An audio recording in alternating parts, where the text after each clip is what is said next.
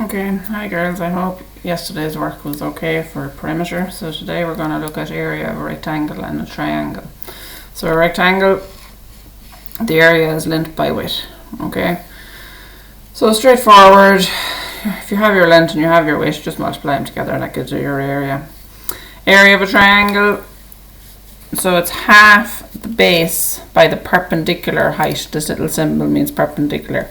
And we're looking for this little red symbol here to say that they're perpendicular. So what needs to be perpendicular to what? The base and the height have to be perpendicular to each other. Okay, so if I'm given this base and I'm given this height here, I can find the area. Alright, so let's do some examples and it'll all become clear. So the first one, example 1, find the area of the given figure. So if we're given a figure that isn't a regular shape that we're able to find the area of, we need to split it up into it. So if we do a little dashy line down here, we have two rectangles. And all we need to know then is the length and the width of each. So we have 7 by 12. This part would be 7 by 12. And this part would be 4 by 6. And then it's just a matter of adding them together. Alright, so 4 by 6 plus 7 by 12.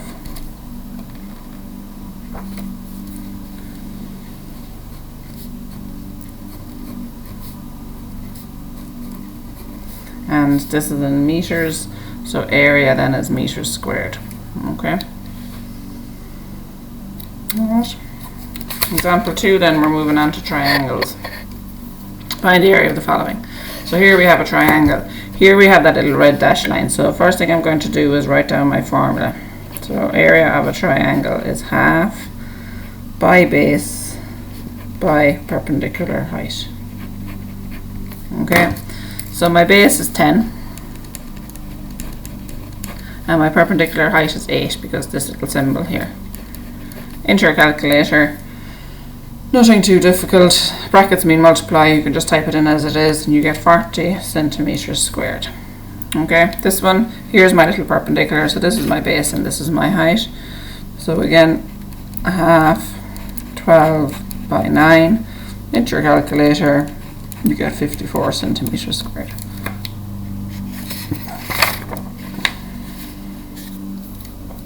The perpendicular height doesn't have to be within the triangle. So this is the triangle I'm trying to get the area of, but the perpendicular height is outside, but that's fine. This is perpendicular to that. This is my base, this is my height. So again, area of a triangle is equal to half base by perpendicular height. So a half 7 by 12 into your calculator and you get 42 centimeters squared. Okay. The next example then, the triangle POQ has an area of 14 centimeters squared. If the length of the base is 7, find the height of the triangle. So here it's slightly different. They've given you the area. So the first thing with all of these questions is you should be writing down your formula, okay, and fill in then what you know. So they've told us the area is 14, so we're going to put in 14 here. A half is a half, the base is 7, and the perpendicular height is what we're looking for, so we're just going to call that h. Okay, now this is a bit algebra, but all you need to know is this is being multiplied by this is being multiplied by this. When I bring something over the equals, it does the opposite of what it's doing at the moment. So the opposite of multiplying is dividing.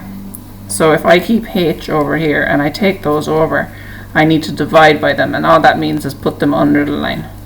And your calculator will do that for you. So all you need to remember is that if these are being multiplied together and I want to get rid of them, I divide when I take it across the equals. So when I stick that into my calculator, I get 4.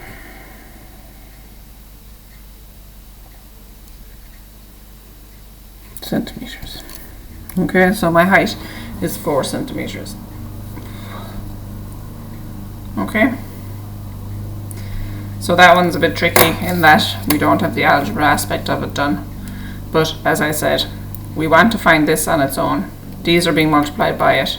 The opposite of multiplying is divide. When I do take anything over the equals, I do the opposite of what it's doing at the moment. So divide is under the line, alright? So 14 over a half by 7. Enter your calculator, it'll give you your answer. Okay, now we didn't talk about square, so let's just talk about a square for a minute. So what do we know about a square? A square has all the same sides, so instead of calling them length by width, we can call them all L, can't we? So if I was to get the perimeter of a square, it would be L plus L plus L plus L, or 4L. If I was to get the area of it, it would be L by L.